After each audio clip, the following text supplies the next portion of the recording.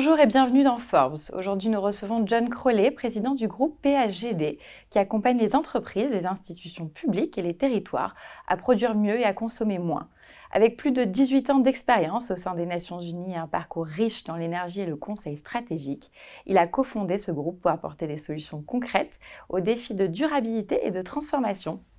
Bonjour. Bonjour. Alors, on l'a dit, vous avez travaillé longtemps au sein des Nations Unies. Avant de cofonder ce groupe en 2021, qu'est-ce qui vous a motivé dans cette démarche ? Alors, comme toujours, il y a plein de fils qui se rassemblent. Le premier fil, il est strictement biographique, c'est pas forcément le plus intéressant. Il était temps que je fasse autre chose. Ouais. C'est arrivé plusieurs fois au cours de ma carrière, ça arrive à beaucoup de gens, je pense. Mais pourquoi faire ça en décidant de changer de voie ? Je pense que c'est la rencontre de deux choses. C'est premièrement l'envie, après une longue période dans des fonctions de haut niveau, loin du terrain, à l'interaction avec les ambassadeurs, les gouvernements, les conseils internationaux de fédérations scientifiques et que sais-je, d'aller plus près du terrain, de montrer que ce que j'avais fait au sein des Nations Unies avait un sens pratique pour les collectivités, les entreprises, les administrations publiques, comme vous le disiez tout à l'heure. Et en outre, de montrer que le contenu de ce que je faisais, et pas simplement le niveau de ce que je faisais, était pertinent, et notamment, moi je travaillais dans les sciences sociales et humaines, en diplomatie scientifique et en coopération scientifique, je viens de ces disciplines, d'un point de vue universitaire, de montrer que contrairement à ce qu'on croit parfois, la philosophie, la science politique, l'anthropologie, la sociologie, l'histoire sont extrêmement pertinentes pour les défis qu'on se pose un peu partout, quant à savoir comment transformer nos économies pour décarboner, pour gérer les nouvelles technologies, pour réduire l'inefficacité des systèmes et bien sûr pour réaliser des transitions justes. Et l'intérêt pour l'environnement et notamment pour l'énergie, ça vient en fait du tout début de ma carrière. J'ai passé 7 ans au début de ma carrière dans l'industrie énergétique, dans un grand groupe pétrolier, et j'avais toujours gardé un grand intérêt pour cette question qui me paraît être quelque part le point de connexion des sociétés. L'énergie, c'est ce qui permet que les sociétés fonctionnent, c'est ce qui permet la lumière, la mobilité, la chaleur, c'est ce dont l'extraction à la fois permet des bienfaits sociaux très importants, mais en même temps pose des problèmes considérables et bien connus, c'est ce dont le partage, l'accès équitable, constitue pour beaucoup de pays dans le monde, surtout dans le monde en développement, que j'ai beaucoup fréquenté au sein des Nations Unies, un défi absolument majeur. Bon, alors on le sait, c'est vrai que l'énergie est un défi majeur. Concrètement, si on devait en quelques mots expliquer la mission d'aujourd'hui PHGD, c'est quoi ? Comment est-ce que vous les accompagnez, ces entreprises ? Alors moi, je me suis donné 2 objectifs. Le premier, c'est d'essayer d'aider à la compréhension des enjeux en donnant une intelligence stratégique fondée sur toute l'expérience dont nous parlons et sur toute une série de boîtes à outils que j'ai développées avec mes associés autour de questions notamment liées à l'évolution énergétique des territoires. Et en même temps de développer des solutions technologiques très concrètes qui permettent de décentraliser la production électrique en la mettant à la portée des consommateurs à quelque échelle qu'ils soient. Depuis le kilowatt, donc je ne sais pas si le kilowatt parle à tout le monde, mais le kilowatt c'est un peu la puissance pertinente pour un particulier qui cherche à s'équiper en petite installation solaire par exemple, jusqu'au mégawatt ou à la dizaine de mégawatts qui est la puissance qui correspond à l'autonomie électrique d'un site industriel de taille moyenne et en passant par notre projet phare à l'échelle de 100 kilowatts, donc un peu à mi-chemin entre les deux, qui est de réinventer le petit éolien pour mettre des solutions éoliennes là où aujourd'hui, finalement, seul le solaire est disponible pour ceux qui cherchent à s'équiper. Et cette articulation entre apporter du conseil stratégique et développer des technologies, pour moi, c'est fondamental. C'est toute la raison d'être de ce que nous faisons au sein du groupe. Donc il y a bien sûr la théorie, mais il y a aussi la pratique. Absolument.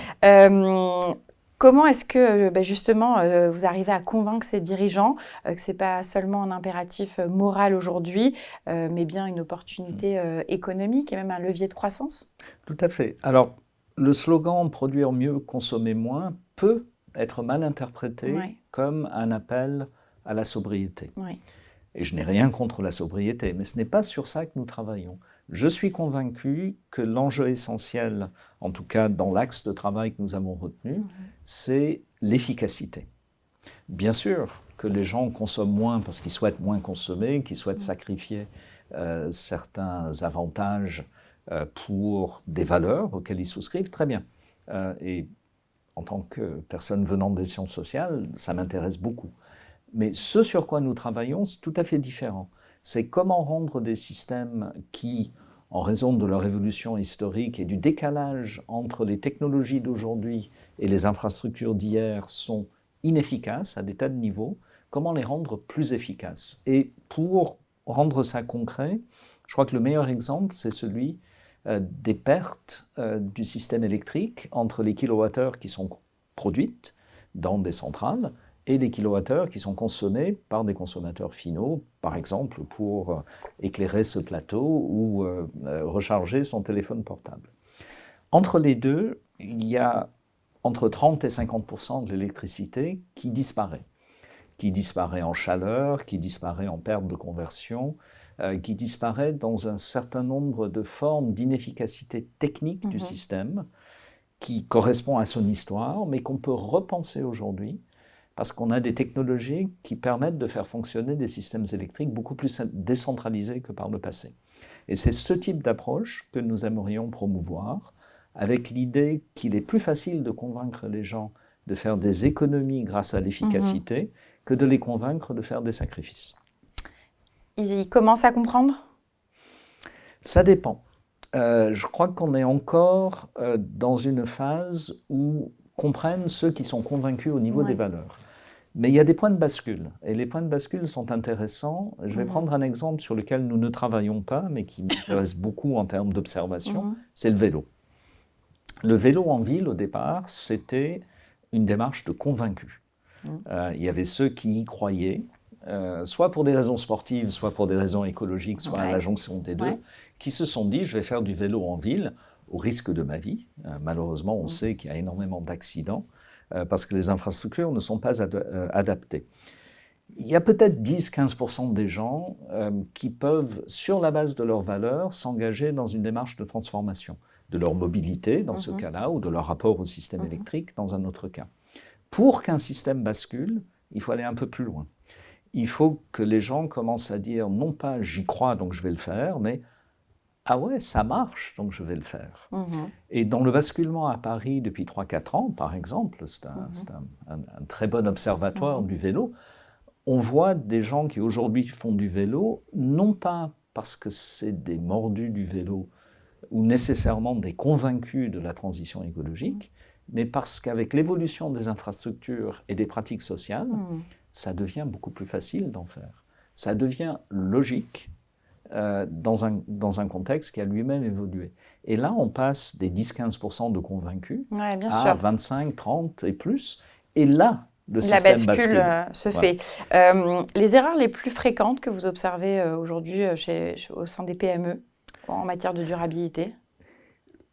L'erreur la plus importante, c'est de se limiter à une forme de conformité réglementaire. Donc il y a plein de règlements, surtout, depuis les graisses pour les restaurateurs jusqu'à l'isolation des logements et les performances des appareils. Et on peut se dire, surtout quand on dirige une petite entreprise et qu'on a 1000 choses à faire, que déjà cocher toutes les cases réglementaires, on va faire déjà tout ce qui est obligatoire et on verra pour le reste. On ne va pas en plus réfléchir stratégiquement à comment faire plus. Et c'est une erreur hyper compréhensible et en même temps très problématique, parce que la simple conformité est beaucoup plus coûteuse en pratique que de repenser son système à la lumière des potentiels qu'offre l'évolution technologique. Ça regroupe aussi des structures affiliées. Je pense à Trust Inside ou Catharsis. Tout à fait. Est-ce que vous pouvez m'en parler un petit peu et en quoi finalement ces compétences, c'est un accompagnement complémentaire? Absolument. Alors, Trust Inside, c'est un bon exemple. C'est une société dans laquelle PHGD a une participation, mais une participation relativement modeste, donc on ne peut pas appeler ça une filiale. En revanche, je suis très impliqué opérationnellement aux côtés du fondateur, qui s'appelle Pierre Vinicki, dans la conception, comme le nom l'indique en anglais, des outils de la confiance. L'intuition, qui est celle de Pierre, que j'ai rejoint, c'est lui qui a pensé à ça bien avant moi, mais que je partage totalement, c'est que la confiance, qui est notoirement difficile à conceptualiser et à mesurer, est un levier formidable pour comprendre les freins et les blocages de la transformation. Et souvent, ce ne sont pas les gens qui ont le sentiment d'être méfiants les uns par rapport aux autres qui le sont le plus, parce que la confiance est en fait un agrégat d'habitudes, d'attitudes, d'inconscients qui empêchent de bien travailler ensemble, alors même qu'on a le sentiment de bien faire. Et nous avons donc un modèle qui s'appelle l'arbre de confiance et un certain nombre d'outils qui permettent de donner à cet arbre ses couleurs. C'est un arbre caduc, c'est la saison pour en parler. Donc les feuilles peuvent être vertes, rouges, jaunes, oranges, etc. Et ces couleurs visualisent de manière très simple ce qu'est la confiance au sein d'un groupe, d'une organisation, d'une structure. Et à partir de là, de repérer des blocages de transformation auxquels on peut apporter des réponses. Et donc pour moi, la participation dans Trust Inside est une contribution vraiment majeure à la boîte à outils que le groupe dans son ensemble est en mesure de déployer. Catharsis, c'est un peu le même principe, c'est une association, donc pas du tout une filiale, c'est tout à fait autre chose, mais en même temps, il est utile, dans une démarche d'entreprise, de pouvoir également fédérer des bonnes volontés à travers une démarche associative qui n'a pas les mêmes implications et que certains peuvent trouver plus sympathique, plus accueillant qu'une démarche d'entreprise classique. Catharsis porte également des outils qui sont très importants pour nous. Par exemple, le référentiel qu'on appelle de la santé commune, qui est issu des travaux du philosophe Michel Serres et porté par l'Institut Michel Serres, créé en son honneur.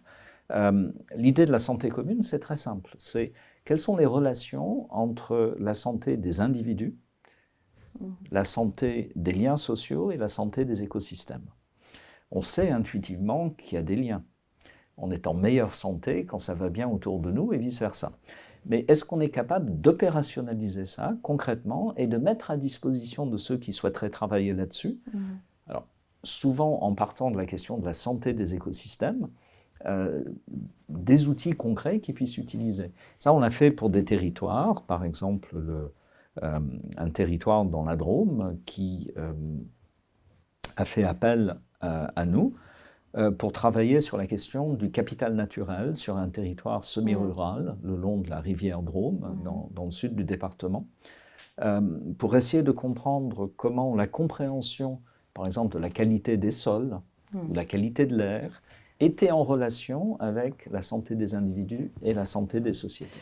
On l'a compris, la santé de notre planète et des individus, tout ça finalement est très relié. Bah oui. Brièvement, en une phrase que vous aimeriez transmettre aux dirigeants qui hésitent encore à s'engager.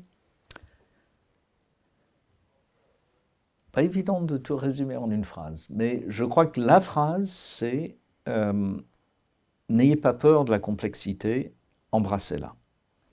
Merci beaucoup, John, pour cet échange. Merci. Merci.